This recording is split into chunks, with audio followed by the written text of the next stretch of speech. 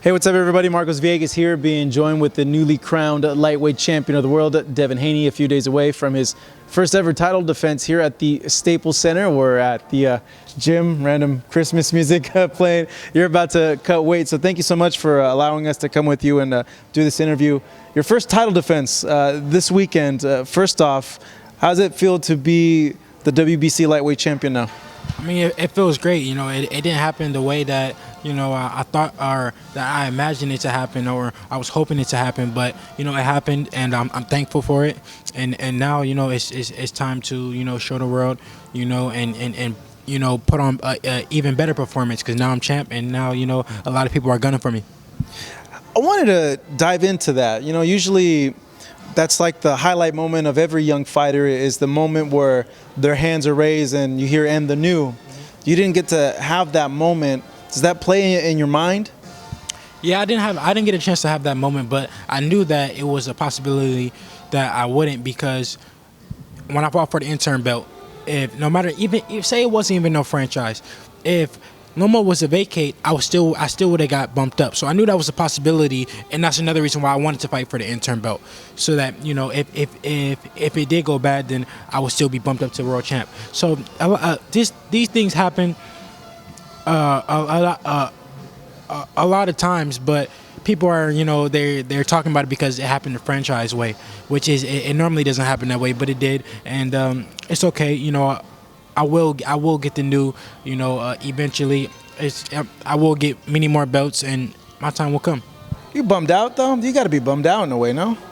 Of course, because, you know, I wanted the big fight, but at the end of the day, like I said, I'm thankful for it, and now it's time to defend it and, you know, keep it. So you said you knew about the whole franchise thing? It was going to happen? Sorry about that. No worries, no worries. But you said you knew about the franchise thing, that it was going to happen, or did it kind of come out of nowhere?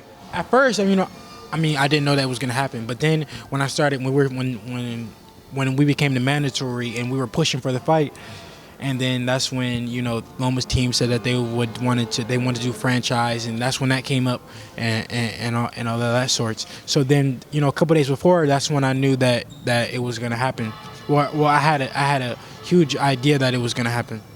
How did you take to that news when you heard that from their team that they were gonna go the franchise route? Like, what were you feeling and what did you think? I mean, I was happy that I was going to become world champion, of course. I was bummed out, of course, that because I wanted to make the big fight happen. I wanted it to you know, beat the top guy. But like I said, I'm thankful for it. I'm world champion, and that nobody can take that away from me. I climbed the ranks, and, you know, I was #1 contender. I beat the guy for the final eliminator, and I'm world champion now. So whatever. Did you ask their side, like, why they chose to do the franchise thing? Like, did you get an explanation from them? No, I didn't get a chance to, ask them. But, they can come up with many reasons, which I don't believe that he can be undisputed without fighting me. The franchise title is not a belt, so there's no way that he can possibly be undisputed without fighting me, period. So the franchise belt, it happens. The title, they declare him at the convention in Mexico. They elevate you to world champion. At that point, are you still thinking that you need to have a fight with Lomachenko to get the belt, or you're like, you know, well, it is what it is. I have the belt. I'm like, it is what it is. You know, they can duck me, or you know, he may not be ducking me. He could just go down and wait or do whatever he's gonna do. But, you know, like I said, I'm world champion. I'm ready to unify with some of the world champions. If he wants to fight, then let's make the fight happen. Do you feel he was ducking you? That was a move to kind of avoid you? No, I don't think Lomachenko's that type. I don't think that he was ducking me. I just feel like him or his team felt like it was some easier fights out there. So why not go and, you know, fight those easier fights?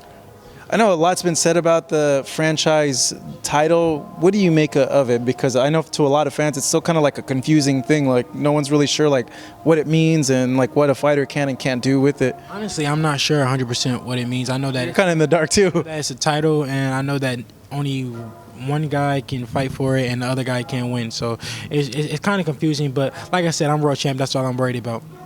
It's a weird thing. I'm world champ. I don't care. You know, I don't have a franchise title. I'm world champion. Yeah. No, you're defending your newly won title this week in a way. Do you feel like this is going to be like fighting? I know you're in a weird way. Like, do you feel like this is your moment to like get that moment? Yeah. This is the time when they announced me as world champion, and I'm under lights as world champion, and my belt is on the line. So of course, this means a lot for me. It's very important. What do you want to show this Saturday? You're coming off a good win, I want to say 40 days ago in New York when I last saw you. Coming into this fight, what do you want to display, and what have you been working on in the gym that is different from the last fight? Well, I'm just sharpening my tools every day, getting better and better. I fought 6 weeks and 1 day ago. So, I was already sharp, I was already in shape. I never stopped training. So, I want to go in there and put on a great performance. It was a new opponent. We were having some things with the opponent once I got elevated. But, I'm going there. And no matter who, I'm ready for whoever it was. I'm gonna go in there, make the adjustments, get the win, and look good doing it. I want to put on an explosive performance. I know I spoke to you a little bit on the way over here. The opponent, you don't know too much about him. I know a lot of people don't know too much about him. Is that stressful in any way going into a fight, not knowing too much about your opponent? No, it's not stressful because with all my other fights, I try not to watch, hardly any footage on my opponents. I have very little because you can watch a guy all day and you go in there and a total different fighter comes out that night. So I go in there and I just make adjustments. I'm ready for any possible fighter that's in there on Saturday night. Really? Like, you don't watch like too much? Like, you don't want to know like what to expect? No, I go in there and making adjustments. You might go in there and you'll be expecting one thing and something totally happens. So now you're thrown off. So I just go in there and make adjustments. This event that's happening this weekend at the Staples Center is headlined by KSI, Logan Paul, two YouTubers that are making their pro debut. I know you've been asked this a lot, but is it weird in a way? You've been a world champion and you're fighting in the main event is two guys that never had a fight before? I mean, yeah, I'm used to headlining. I've been headlining my last few shows, and I'm world champion now. So it's not something that I definitely want to get used to. But no, of course not. You're a world champion. but it's a huge opportunity for me. I can capitalize on it. I can gain a lot of new fans, and I understand that. So I decided what it might be good for me. So I'm gonna go in there, do my thing, and have fun doing it. I don't know, like if I was in your position, like I would look at it like, okay, it is a new way to gain new fans and stuff like that, but I also feel kind of weird too, like, man, like what are these guys doing like in front of me? Yeah, well, at the end of the day, they have a huge fan base, and at the end of the day, it is an opportunity for me. Like I said, it's not something I want to get used to. It's not something that I'm going to do on often, but I see myself being able to capitalize on it. So, me and my team thought it would be a good idea. So that's what we're doing. You into the whole thing that's happening, like the whole way, like they promoted and they built the fight? Like, have you heard of them before also? No, I mean, I remember when they did a fight, like, a while ago. But so far they've been selling the fight. I want to see the fight. I've never seen neither one of them fight, but I definitely want to see the fight now just because the way that they're selling it and they're talking like crazy trash talk. So I want to see the fight just because of that. Shannon Briggs almost fought a dude earlier. I don't know if you saw it. Yeah, he got it. They almost got into it. They almost got in a fight. Him and one of the KSI's team members, they got into it. But Shannon Briggs kind of crazy too. I think they just selling the fight. Yeah, probably. Selling the fight. That's it. You know what? All you young guys are achieving your goals rather quickly now. You won a world title. Shakur just won a world title. Teofimo's going to fight in December for his world title. Ryan got a big win over the weekend. I feel like you guys are maturing a lot quicker than what we're used to in terms of prospects coming up. Yeah, it's the new era. The new guys, we're something special, and we're showing it. We're taking over the sport. The new era is in right now, and I'm happy with it, and that's why I've been saying, if Loma wants to fight, let's fight now, because at the end of the day, it's a whole new era, a whole new crop of guys that that I can make big fights happen with. What did you make of Ryan's win over the weekend? Because I know someone brought up your name, and he said a few things about you in terms of making a fight in the future.